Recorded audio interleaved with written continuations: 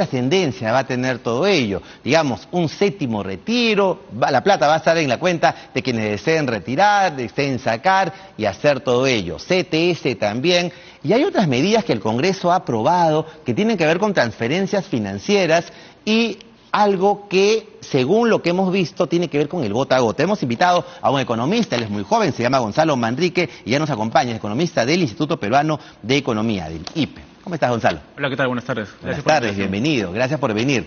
A ver, ¿cómo entender que no hayamos aprobado una reforma del todo el sistema financiero, de todo el sistema, perdón, de AFP, y sí el séptimo retiro, nada más? Tiene que haber una reforma. Sí. Definitivamente tiene que haber una reforma, es algo que venimos trabajando desde hace varios años, pero el séptimo retiro no era para nada la solución. O sea, el principal problema de este séptimo retiro es que seguimos trabajando sobre la misma población, que son las personas que están trabajando, que tienen un empleo formal, son las de mayores recursos. No atendemos para nada a las personas más vulnerables. Y este problema de focalización en este tipo de medidas se ha agravado ya con los últimos 6 retiros. Entonces, ¿qué ha pasado? Ya lo dijo el congresista en la entrevista anterior. Los fondos de pensiones se han reducido a la mitad. Han pasado de 180.000 millones a 90.000 millones de soles en los últimos 4 años. Tenemos, según las estadísticas de la SBS, 2 millones de afiliados con 0 soles en sus fondos, 5 millones que tienen menos de una UIT, o sea, cerca de 4.000 soles o menos, y solamente un 20% que tiene más de una UIT. Entonces, estos serían los únicos beneficiados de este séptimo retiro. Seguimos con estos problemas de focalización. Claro, pero ahora, este séptimo retiro, lo decía el señor Luna, le decía a la gente, saquen su dinero y métanlo, por ejemplo, a una caja. Esa tal vez, digamos, si le dices a alguien, el dinero está ahí, lo va a sacar, la ley está allí, lo van a hacer.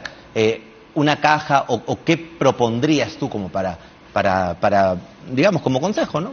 A ver, ahí hay algunas cositas. Lo primero es que si nosotros analizamos el rendimiento de las AFPs en los últimos 30 años, el rendimiento ha sido mucho mayor en comparación con lo que te daban las cajas, lo que te han dado las cuentas a plazo, nuestras cuentas de ahorro. Entonces, en promedio, las AFPs han rendido mucho más. Entonces, esta transición de... Pero eso, a ver, ha tenido mayor movimiento y mayor rentabilidad, me dice. Mayor rentabilidad, exacto. ¿Y eso se ha materializado en nuestras cuentas? Sí. Digamos, esta mayor rentabilidad se ha visto reflejada en que nuestros fondos han crecido más que si nosotros hubiésemos puesto ese fondo en una caja, por ejemplo, el ejemplo que tú has dado, en una cuenta a plazo. Entonces, como también lo comentaste con el congresista, creo que tal vez había un problema de comunicación, pero de años, porque las AFPs es el cuco, es lo malo. Entonces, pero la matemática te da de que el AFP es malo. Claro, pero si tú me dices que sí hay rentabilidad y ha mejorado, ¿por qué no comunican eso? Sí, ese creo que ha sido una falla, tal vez. Y el otro tema que tú dices, y relacionándolo con esta reforma total del sistema de pensiones, venimos trabajando de hace años, pero hay algunos puntos en que sí estamos varios especialistas de acuerdo. A ver. El primero de ellos es eliminar el 95.5, que vendría a ser facilitar los retiros en general.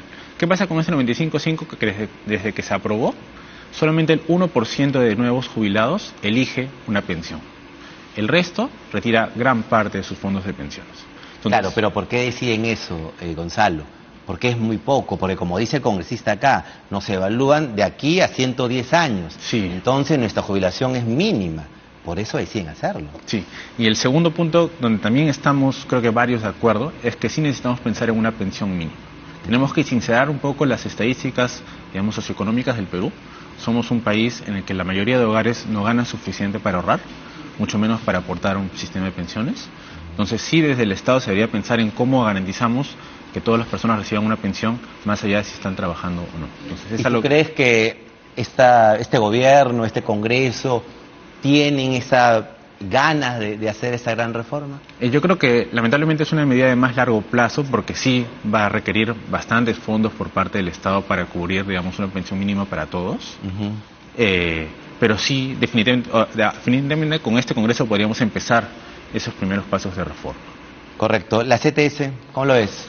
La mayoría no tiene CTS, digamos que es el 100% ya. La CTS es lo mismo. Seguimos trabajando con la población que es formal y que está trabajando. Solamente el 30% de trabajadores tiene CTS. Con los últimos retiros de la CTS también el fondo se ha partido a la mitad. Tenemos y creo que el último dato que sacamos es justo hoy día en el comercio, es que 9 de cada 10 trabajadores con CTS tienen menos de 1.200 soles, que es la canasta básica. Entonces, un retiro de CTS es una medida de corto plazo que quita este seguro de desempleo. Y el argumento de los congresistas que han aprobado la norma, entre el señor Luna, que es el impulsor, va a mover el sistema económico y financiero, va a haber movilidad, es decir, vamos a comprar, pagar nuestras deudas y todo. ¿Eso no contribuye en algo?